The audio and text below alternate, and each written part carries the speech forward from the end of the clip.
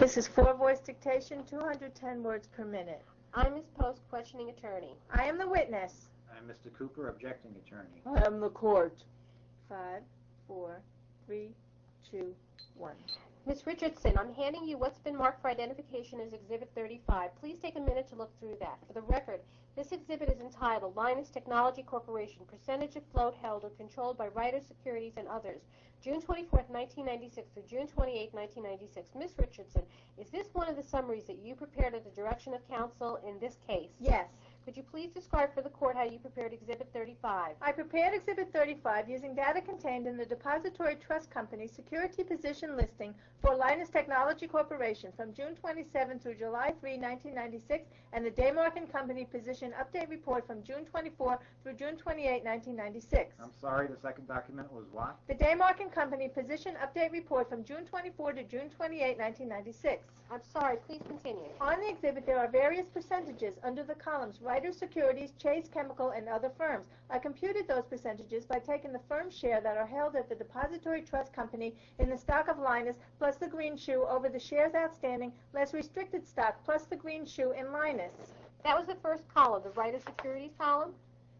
For each of the columns, that's how I computed. I took the individual firms, Writers Securities, Chase, Chemical, and then totaled the other firms' shares at the Depository Trust Company, plus the green shoe over the shares outstanding, less the restricted stock, plus the green shoe. Excuse me, what is this term, green shoe? Green shoe is where the underwriter can purchase additional shares from the issuer to cover an over-allotment if more shares are sold than what is offered in the IPO in the initial IPO. Proceed.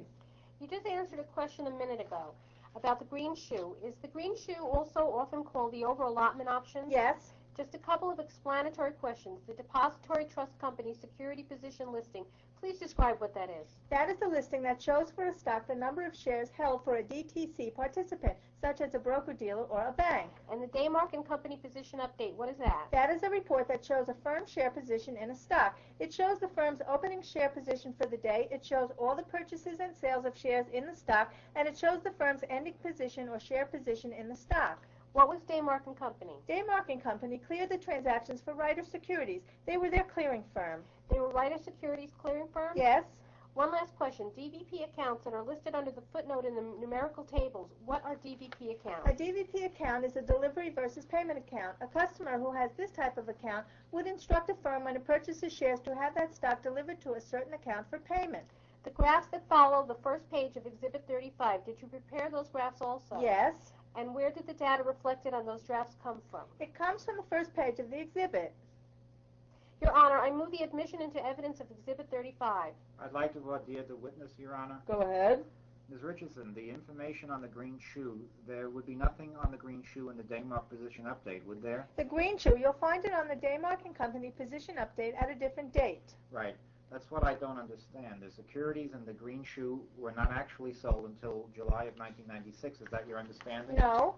And again, ma'am, I'm not trying to be argumentative with you. One of the exhibits in evidence is the Linus 1996 annual report, which states that the green shoe was sold in July of 1996. I don't understand. Ms. Richardson, here's where I'm coming up short. Is there a question in there? Yes, Your Honor, I'm actually trying to expedite this because if she and I are not having a legitimate communication gap, then I'll probably be through with the witness. Were you attempting to do this summary in an accurate and impartial fashion as possible? Yes. Okay, and then can you just explain for me in layman's language, just explain, I'm confused.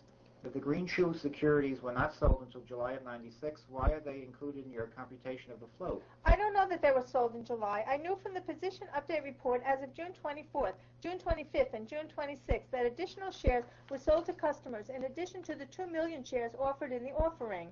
So that's what you're saying is that the Daymark Position Update, which is done on a trade date basis as opposed to the DTC, which is done on a settlement basis, the Daymark Position Update actually shows securities in the green shoe. It shows additional shares being sold to customers in addition to the 2 million offered in the IPO. And then as we get to, for example, the 27th or 28th on the DTC security position list listing, does the green shoe also begin to show up there? I don't believe so. Could you explain that to me? I know the green shoe was delivered into Ryder Securities' position update report in July. The number of shares in July is shown as coming in.